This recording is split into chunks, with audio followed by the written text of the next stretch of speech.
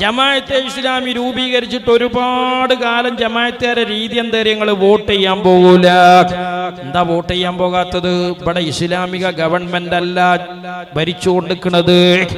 ജമാഅത്തെ ഇസ്ലാമിയുടെ വാദം ഇവിടെ നമ്മളെ നിസ്കാരം നോമ്പൊക്കെ ശരിയാകണമെങ്കിൽ, ഷഹാദത്ത് കലിമ പോലും സ്വീകാര്യോഗ്യമാകണമെങ്കിൽ ആദ്യം വേണ്ടത് ഇവിടെ അള്ളാന്റെ ഭരണം ഉണ്ടാകലാണ്.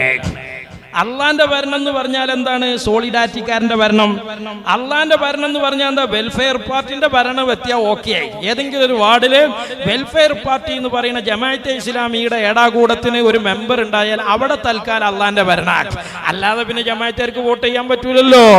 ഇങ്ങനെ ജമാഅത്തെ ഇസ്ലാമിക്കാർ ഒരുപാട് കാലം വോട്ട് ചെയ്യാൻ മാറി നിന്നു എന്ന് മാത്രമല്ല, ആയത്തോതിയിട്ട് പച്ചക്കു പറയാണ് ഇസ്ലാമികമല്ലാത്ത ഭരണ വ്യവസ്ഥയെ സപ്പോർട്ട് ചെയ്യാൻ വേണ്ടിയിട്ട് ഒരിക്കലും നമ്മൾ വോട്ട് ചെയ്യാൻ പാടില്ല.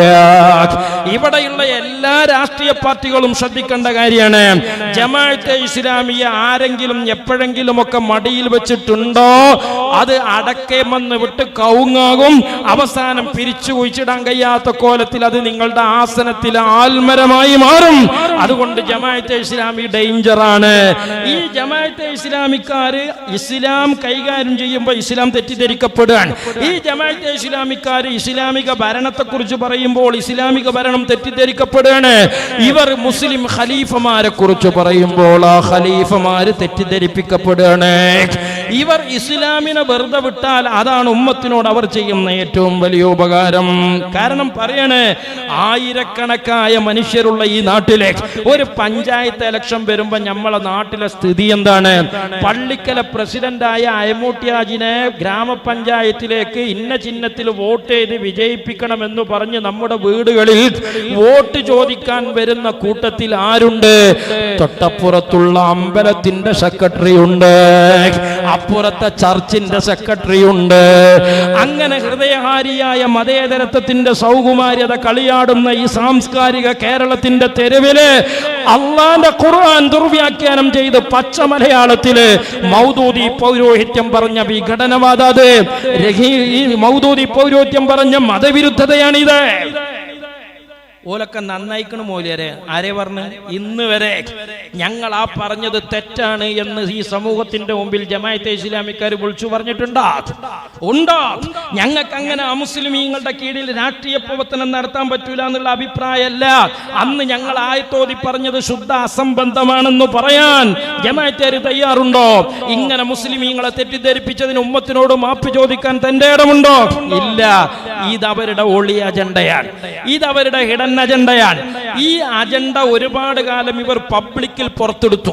അങ്ങനെ ഒരു രാഷ്ട്രീയ പാർട്ടിന്റെയും കൂടെ നിന്നില്ല എന്ന് മാത്രമല്ല, ഇവിടെ വോട്ട് ചെയ്യാൻ പോലും പാടില്ല. ഇസ്ലാമിക ഭരണം വരാതെ വോട്ട് ചെയ്താൽ ശിർക്കാണ് എന്നാണ്, ഇസ്ലാം എന്ന് പുറത്തു പോണ കാര്യമാണ് എന്ന് പച്ചക്ക് ജമാഅത്തെ ഇസ്ലാമിക്കാർ പ്രസംഗിക്കുകയാണ്.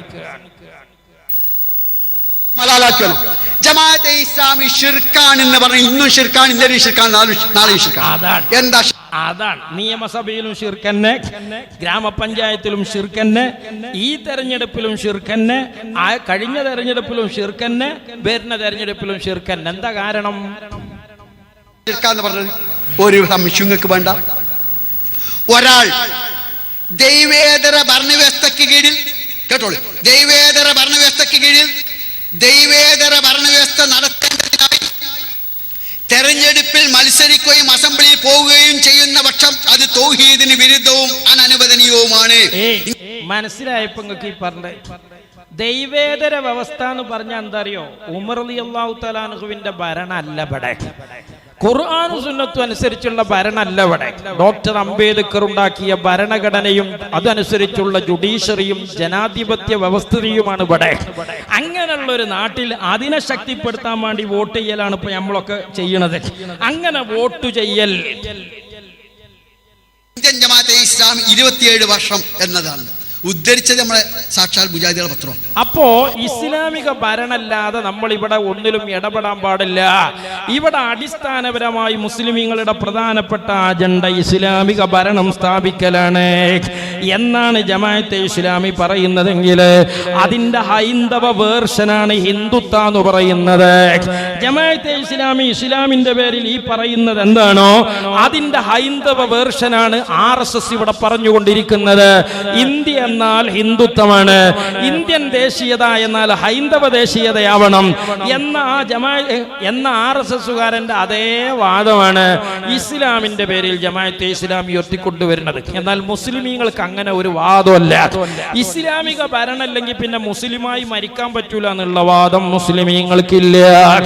ലക്ഷക്കണക്കായ പ്രവാചകന്മാർ ലോകത്ത് വന്നിട്ട് ആ പ്രവാചകന്മാരിൽ അധിക പ്രവാചകന്മാരും മരണപ്പെട്ടത് ഇസ്ലാമിക രാജ്യത്തല്ല,